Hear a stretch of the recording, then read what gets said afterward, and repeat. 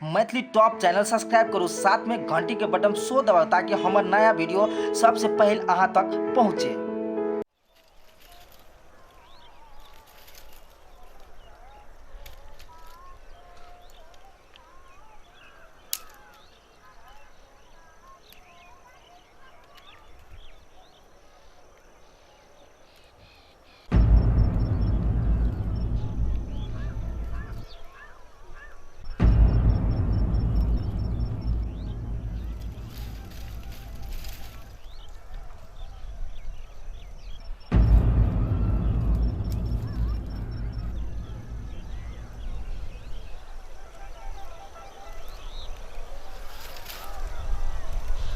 हेरो दीपक, देखियो तो एक छोरी जरना बिस रहल थी।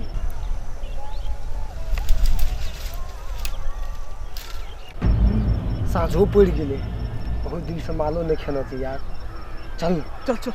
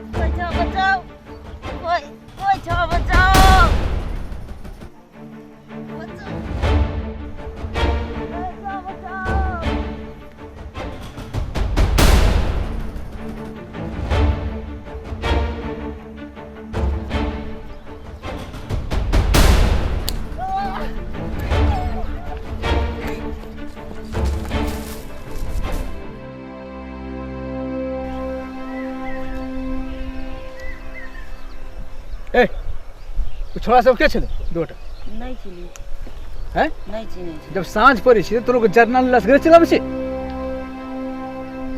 जरना नहीं चली घर में। जरना नहीं चले घर में, ते द्वारा तो असगरे चले ली।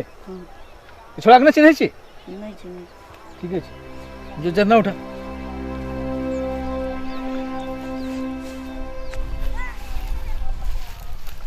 ले जो आज दिन से असगरे नहीं आबिए। गांव के सब छोड़ा सब आवारा भए गेल छै। हम चिन्है छै दोटा के छी। आइ ओकरा हम बताबै छी घर में जाके।